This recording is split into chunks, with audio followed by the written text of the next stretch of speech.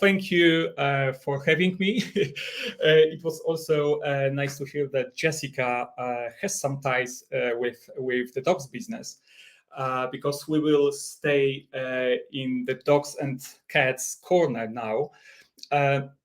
Over the next 15 minutes, hopefully not longer, I'm going to show you how 7tabs can help you with remote knowledge sharing when you work in a dispersed and mostly deskless team.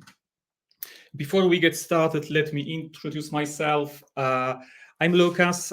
I've been working in training since 2017, I believe. Currently as an independent training consultant based in Warsaw, Poland.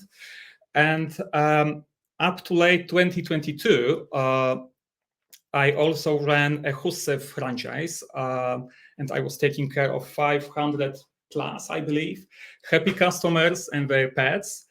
And although I'm not a franchisee anymore, I'm still working with Husse, and I'm supporting the Polish team as an external training consultant. For those who doesn't know the company, Husse comes from Sweden and operates in the pet food business. And one would say that Husse is just a company offering high quality pet food with home delivery. However, we prefer to say that Husse is not merely a product, but first and foremost, it's a service. Why? Because we assist our customers starting right away from onboarding. So we help to choose the right product, we calculate the daily portion, and we deliver the right product to the right place, to the right pet also, and at the right time. So we do also all these logistics. And we support our customers when their puppies become adults and adults become seniors, and when the customers need additional advice with changing the pet food accordingly. We are always happy to help in case of any pet food related issues, including obesity, diabetes, or food allergies. And our goal basically is to be a top of mind contact for our customers in all pet food related topics. And okay, on one hand, you may think, why the heck should I listen to a guy talking about the pet food? I don't even have a dog or a cat. Right, the business seems to be very specific, but on the other hand, I'm sure even if you come from completely another business, you may face similar challenges as a trainer, for example, demanding customers. As you probably know, nowadays, feeding a pet is like feeding a family member. And Husse is targeted at customers who look for not just pet food, but for the quality products, and are also aware how important the healthy nutrition is. It means our franchisees and distributors need to be very well prepared to support our customers and to answer all the questions which our customers may come up with. Second challenge. On one hand, Husse is a globally operating franchising system, but on the other hand, locally, we are still a very small team, so we don't have a dedicated training department with many people, and we don't have many training assets provided by the headquarters in Sweden. We are still a relatively small team. And last challenge, remote and deskless workforce. Maybe in our case, our people are not completely deskless, but they spend most of the time in a delivery van. So they usually sit at their desk in the late afternoon or in the evening. And when all the orders have been delivered, it means they are tired, they are exhausted. They often combine Husse with another job or business activity. And that's why convincing them to consume any lengthy training content was a challenge and still is a challenge for our team. And basically, that was the biggest challenge which we tried to face. But as you can imagine, lengthy webinars, even if very useful, very informative, struggle to keep the attention of the learner. So every next webinar we had held had a slightly lower number of attendees. And finally, we ended up with a constant but relatively low number of people attending each training session. Secondly, a live event held on Zoom means that for sure there will be some people who won't be able to attend. Of course, we used to record every session, so it was it was available to watch as VOD afterwards. But for God's sake, no one will watch even the most interesting webinar about feeding dogs, which is 90 minutes long. So we failed, or maybe not failed, but we didn't succeed completely. Of course, we didn't cancel the webinars completely, but we knew that our approach to training needs to change.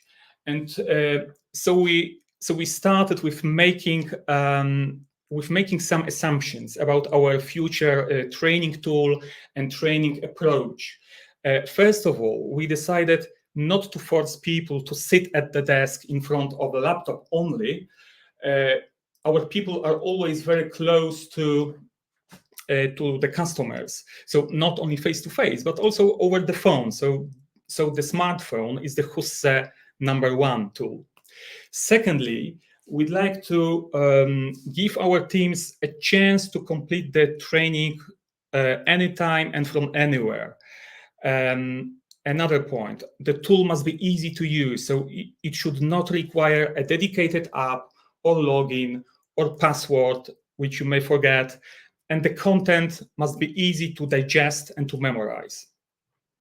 And last but not least, it must have been fast and easy to design and send, because we didn't have and still don't have a dedicated person who takes care of microlearning only. So it might look quite familiar for you. It sounds like 7 tabs, and yes, indeed, in early 2021, we sent out our first micro course. And in the meantime, we have a whole bunch of micro courses. So let me share with you some use cases from our organization.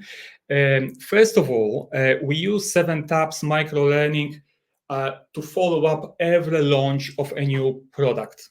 So before the product becomes available, we hold a full-size, full-time webinar, which is around 60 minutes long, in order to provide our team with a full package of information.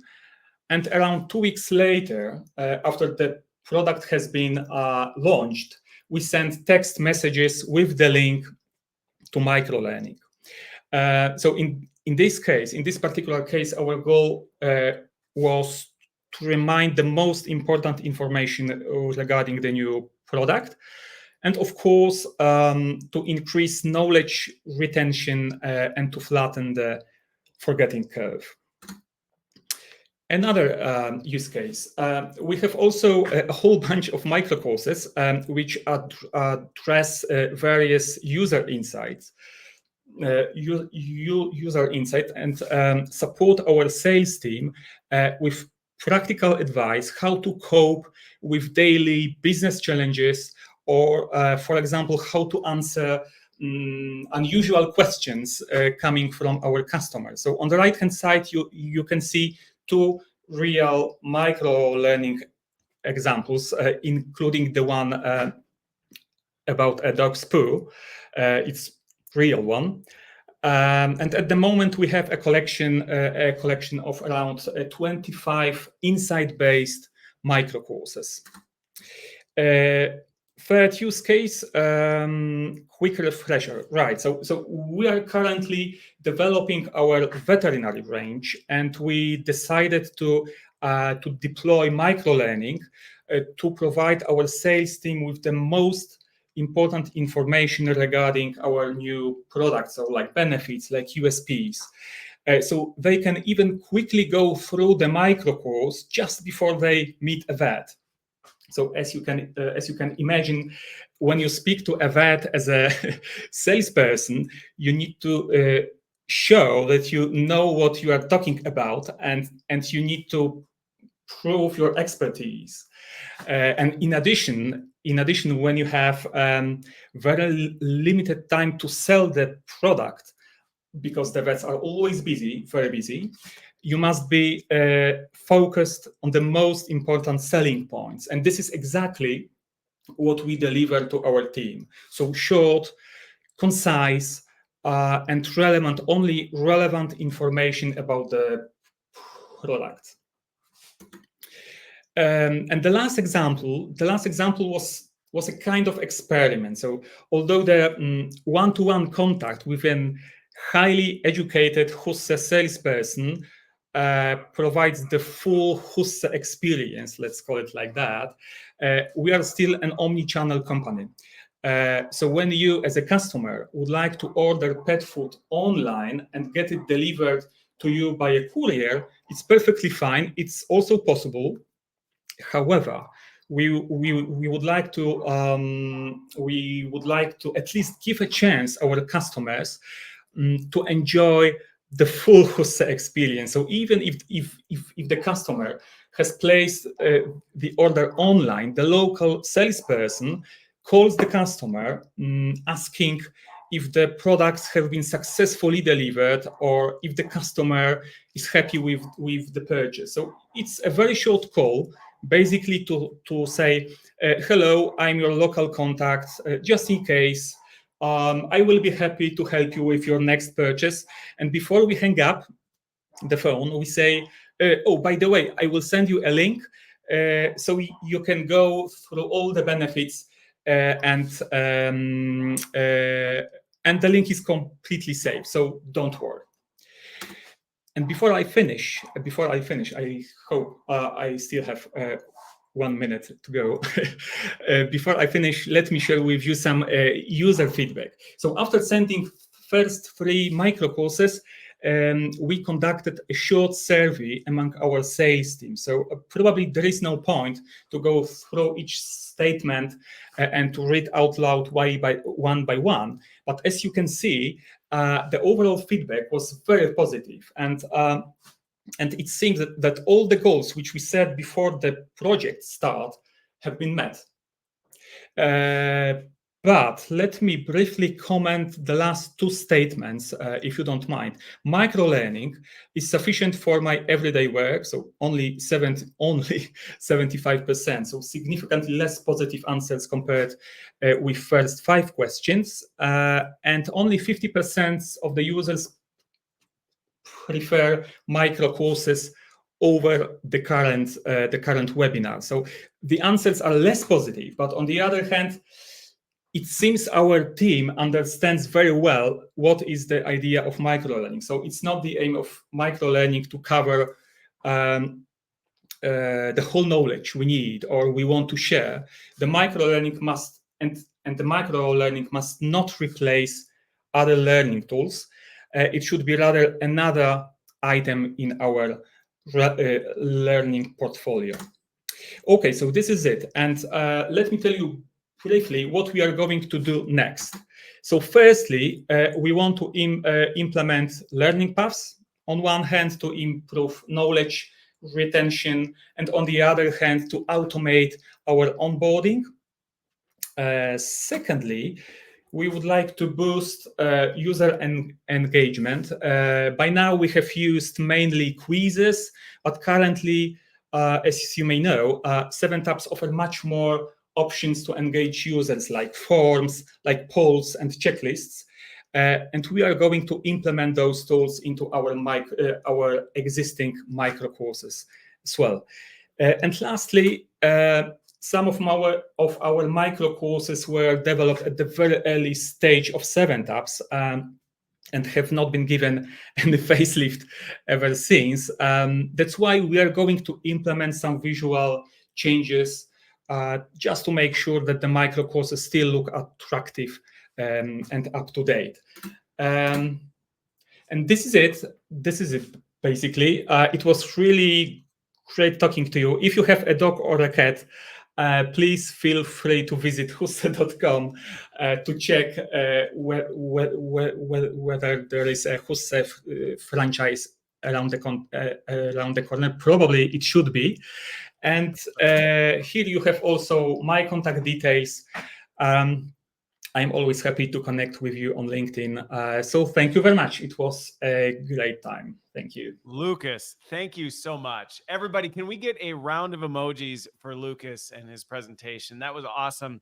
And I love at the end with the data, you know, I think sometimes it's easy to use data to reinforce our own cognitive biases and be like, oh, here's what I want it to see. So let's I love microlearning. So let's see how the data tells me everybody wants to see microlearning. And you could look at it and say, see, we should just go to all of this. But I love the point you brought up of it's part of the larger equation. It's not the well, let's just replace everything with this. It's part of that larger augmentation and having the objectivity to look at the data and go, people still are finding value in this. It's not just let's move all of this, but where there are opportunities to do it because there's clearly value that they bring.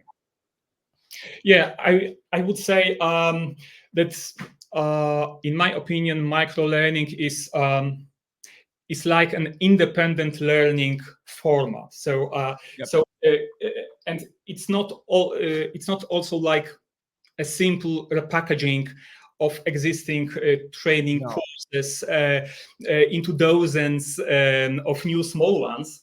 It's really a completely new quality. Yes. And that's why, exactly as you said, the microlearning must not replace all other training forms in your range, in your portfolio. It's rather an extension than a replacement, right? Yes. Yep. Completely agree. And then one last question with the time we've got that was pretty consistent looking at the Q&A. You know, when you're thinking about customer learning, sometimes that can be a little harder to navigate because you don't have all the employee data. So how do you go about kind of determining where customer needs are and how effective it is? Like, what is kind of the process for that on the customer side?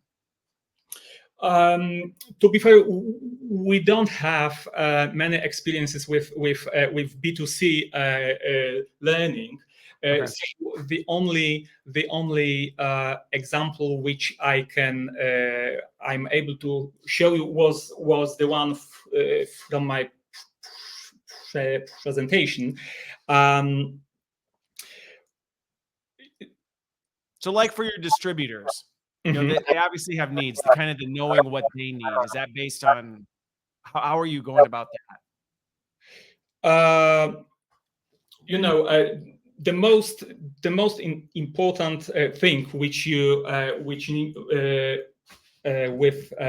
need to start is to have just one learning outcome to achieve, I would say. Okay.